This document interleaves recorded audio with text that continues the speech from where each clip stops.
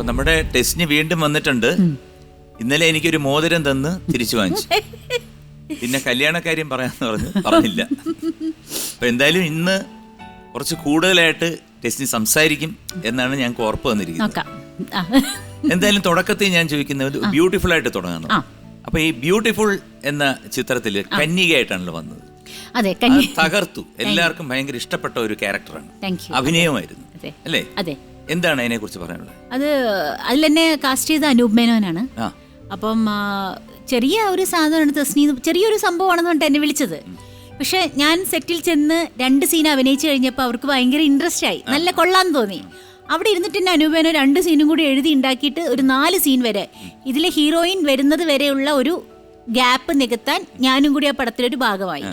അത് എല്ലാവർക്കും ഒരുപാട് ഇഷ്ടമായി. കന്യക എന്ന് പറഞ്ഞ ക്യാരക്ടർ, ആ പടം നന്നായിട്ട് കയ്യടിയൊക്കെ കിട്ടി, എല്ലാവർക്കും ഇഷ്ടമായപ്പോൾ അടുത്ത് അനൂപ് മേനോനും VK പ്രകാശും കൂടി ട്രിവാൻഡ്രം ലോഡ്ജ് എന്ന് പറഞ്ഞൊരു സിനിമ തുടങ്ങി. അപ്പൊ അതില് ഈ പേരിൽ തന്നെ കന്യക മേനോൻ എന്ന് പറഞ്ഞ പോലെ ഇതിലും കുറച്ച് പെശക് സ്ത്രീയാണ് അതില്. പക്ഷെ ആ പെശക് എന്തിനാന്ന് ആ പടം കണ്ടവർക്കറിയാം. കുടുംബം നോക്കാൻ വേണ്ടിയുള്ള ഒരു, ജീവിക്കാൻ വേണ്ടി മാർഗമില്ലാതെ നിൽക്കുന്നൊരു കന്യക മേനോൻ. എന്നിട്ട് ഈ അനൂപ് മേനോൻ ആയതുകൊണ്ടാണോ കന്യക മേനോൻ? അതെനിക്ക് അറിഞ്ഞൂടാ, അത് ഞാൻ ഇപ്പോഴാണ് ചിന്തിക്കുന്നത്. അപ്പൊ രണ്ടിലും, ഒന്നില് കന്യകയും ഒന്നില് കന്യക മേനോനും. ഏതാ ഇഷ്ടപ്പെട്ടത്? രണ്ട് നല്ലതാ. പിന്നെ ഒരുപാട് പെർഫോം ചെയ്യാനുള്ളതാ. നമ്മള് ലാലേട്ടനൊക്കെ പറയുന്ന പോലെ കുട്ടേട്ടാ, ഒരു ആർട്ടിസ്റ്റിനെ സംബന്ധിച്ചിടത്തോളം നല്ലൊരു ക്യാരക്ടർ കിട്ടിയാൽ മാത്രമേ പ്രൂഫ് ചെയ്യാൻ പറ്റുള്ളൂ. അവരൊരു ആർട്ടിസ്റ്റ് ആണ്, അല്ലെങ്കിൽ ഒരു ആക്ടർ ആണെന്നുള്ളത് തെളിയിക്കാൻ പറ്റുള്ളൂ. അല്ലാതെ നമ്മൾ കുറേ സിനിമയിൽ അവിടെ നിന്ന് ഇവിടെ നിന്ന് അഭിനയിച്ചുകൊണ്ട് ഞാൻ അത്രയും പടം അഭിനയിച്ചു, ഞാനൊരു നടിയാണെന്ന് പറയാൻ പറ്റില്ല. നമുക്ക് അതിന് പറ്റിയ കഥാപാത്രങ്ങൾ കിട്ടണം. മോഹൻലാലിനെ കുറിച്ച് പറയുകയാണെങ്കിൽ ജീവിതത്തിലുണ്ടായ ഒരു അനുഭവം ചെറുതായിട്ട് പറയാൻ പറ്റും? ലാലേട്ടന്റെ കൂടെ ഞാൻ അഭിനയിച്ചത് വളരെ ചുരുക്കമാണ്. എനിക്ക് അങ്ങനെ ഒരു ഭാഗ്യം കിട്ടിയിട്ടില്ല. മമ്മൂക്കാന്റെ കൂടെയാണ് പടങ്ങളാണ് കൂടുതൽ ചെയ്തിട്ടുള്ളത്. ലാലേട്ടന്റെ കൂടെ ഞാൻ ഫസ്റ്റ് ഇങ്ങനെ വന്നിടക്ക് കുഞ്ഞൊരു റോള് ചെയ്തു, ദശരഥം എന്ന് പറഞ്ഞ പടത്തിൽ നേഴ്സായിട്ട്. പിന്നെ ഞാൻ ചെയ്തത് സത്യനന്ദിക്കാടിന്റെ ഇന്നത്തെ ചിന്താവിഷയം, ഇന്നസെന്റിന്റെ വൈഫായിട്ട് ചെയ്തപ്പോൾ ലാലേട്ടന്റെ കൂടെ. പക്ഷെ എന്റെ ഫാദറായിട്ട് ലാലേട്ടന് ഒരു കണക്ഷൻ ഉണ്ടായിരുന്നു. വിഷ്ണുലോകം എന്ന് പറയുന്ന സിനിമ ഉണ്ടല്ലോ, സുരേഷ് ഏട്ടനൊക്കെ. അപ്പൊ അതില് മാജിക് പഠിപ്പിച്ചു കൊടുത്തത് എന്റെ ഫാദറാ.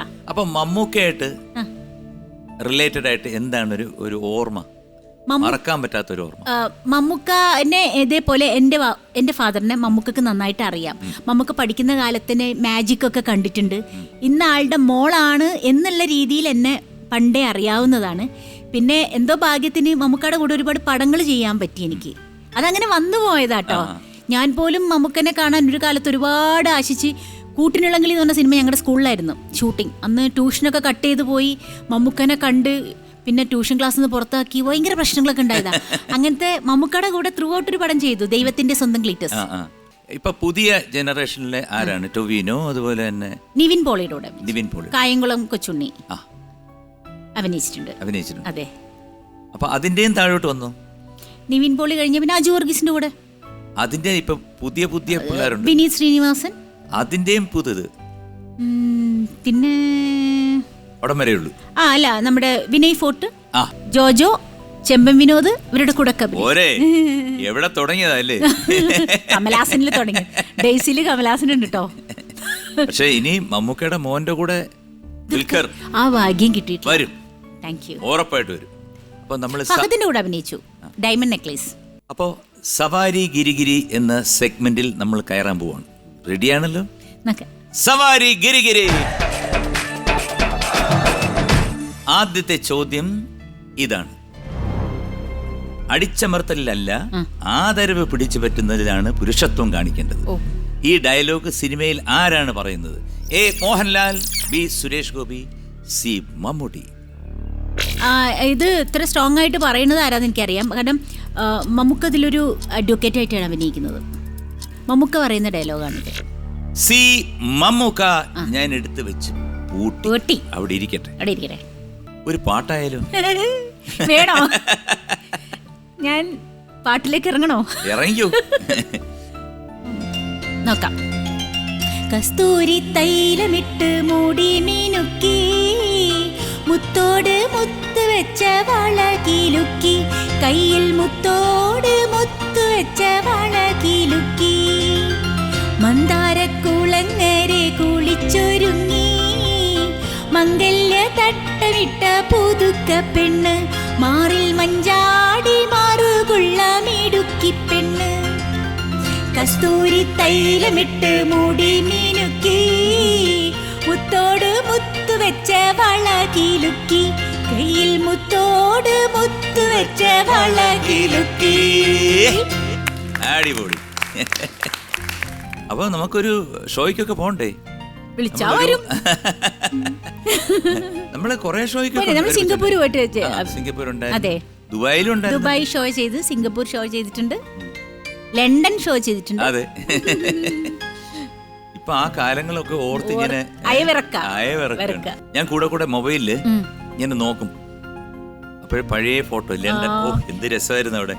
അപ്പൊ പോകുമ്പോ നമുക്ക് തോന്നത്തില്ല, നമ്മൾ ആസ്വദിക്കും.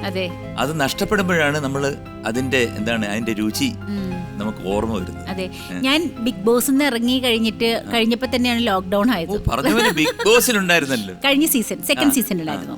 അത് പോട്ടെ, ലോക്ക്ഡൌൺ പോട്ടെ, എങ്ങനെ ഉണ്ടായിരുന്നത്? ഓ ഭയങ്കര എക്സ്പീരിയൻസ് ആട്ടോ. അയ്യോ, അതിന്റെ അകത്ത്, ആ വീട്ടിന്റെ അകത്ത് കയറി കഴിഞ്ഞാൽ ആ പുറം ലോകം നമുക്ക് എന്താ നടക്കുന്നെന്ന് പോലും അറിയില്ല, സമയം അറിയില്ല, ടി വി ഇല്ല, ഫോണില്ല, പിന്നെ ഫുഡൊക്കെ റേഷനാ. നമ്മൾ എങ്ങനെ ജീവിക്കണം എന്ന് നമ്മൾ പഠിക്കും. മെയിൻ കാര്യം അതാ. കുറെ തല്ല് പിടിക്കുന്ന ബഹളം ഉണ്ടാക്കുന്നല്ല മെയിൻ കാര്യം. നമ്മുടെ ലൈഫിൽ നമുക്ക് എങ്ങനെ ജീവിക്കാൻ പറ്റും എന്നുള്ളൊരു പാഠം ബിഗ് ബോസിലുണ്ട്. അതെ, ഫുഡൊക്കെ ചിലപ്പോൾ ഒരു പരിപ്പ് കറിയും ചോറും അതിൽ അഡ്ജസ്റ്റ് ചെയ്യണം. അത് കിട്ടാത്ത അത് ചിലപ്പോൾ നമുക്ക് കഴിക്കാവോ, ഇത് ഇത്ര ഉള്ള കറി എന്നൊക്കെ നമ്മൾ ചിലപ്പോൾ മമ്മിയോട് ചോദിക്കും. ഇതെന്താ മമ്മി ഇന്നൊരു പരിപ്പ് കറി, ഇതെന്താ മമ്മി ഒരു 2-3 കറിയെങ്കിലും ഇല്ലാതെ എങ്ങനെ കഴിക്കുന്നൊക്കെ പറയുന്നവർക്കൊരു പാഠമാണ് ബിഗ് ബോസിൽ പോയാൽ. പിന്നെ ഒരു കോഴിമുട്ടയായിരിക്കും ചിലപ്പോൾ ഒരു ബ്രേക്ക്ഫാസ്റ്റ്. കാരണം റേഷനാ തീരും ചിലപ്പോൾ ഫുഡേ. അപ്പൊ നമ്മള് ഒരു കോഴിമുട്ട വിശന്നാൽ എന്ത് ചെയ്യാനാ, വെള്ളം കുടിക്കണം. ഇതിന്റെ ഇടക്ക് പിന്നെ ഇറിറ്റേഷനും കാര്യങ്ങളും ഇത്രയും വരെ കണ്ടുകൊണ്ടിരിക്കില്ല എപ്പോഴും. അപ്പൊ പല പല സ്വഭാവങ്ങളല്ലേ. ഞാൻ ഒരു മാസം അതെ, ഒരു മാസത്തിൽ കഴിച്ചു. ഒരു മാസം ലാലേട്ടൻ പറഞ്ഞു പ്രശ്നം ഇല്ല. എന്റെ പ്രശ്നം എന്താന്ന് വെച്ചാൽ, ഞാൻ ആക്റ്റീവ് അല്ല എന്നാണ് പറഞ്ഞിരുന്നത് ബിഗ് ബോസിലെ കണ്ടസ്റ്റൻസ് ഒക്കെ. പക്ഷെ ഞാൻ ആക്റ്റീവ് അല്ല എന്ന് പറയാൻ കാരണം, ഞാൻ അനാവശ്യമായിട്ട് അങ്ങോട്ടോ ആരുടെയും മെക്കിട്ട് കയറാൻ പോയില്ല. ഒരു റീസൺ. രണ്ടാമത്തെ റീസൺ, ആരും എൻ്റെ അടുത്ത് ഒന്നിലും വന്നിട്ടില്ല. എല്ലാരും എനിക്ക് ഓക്കെ സാധാരണ പോലെ, എൻ്റെ അടുത്ത് എന്തെങ്കിലും പ്രശ്നത്തിന് വന്നാലേ എനിക്ക് ഇടപെട്ടാ പോരെ. അപ്പൊ ഞാൻ അങ്ങനെ ചെന്നില്ല. പിന്നെ ഞാനായിട്ട് തന്നെ അവിടെ അങ്ങനെ നിന്നു. ഓക്കെ, അപ്പൊ സി മമ്മൂട്ടിയാണ് ഉത്തരം നൽകിയിരിക്കുന്നത്. മമ്മൂക്ക ഉത്തരം ശരിയാണ്. കൺഗ്രാറ്റ്സ്.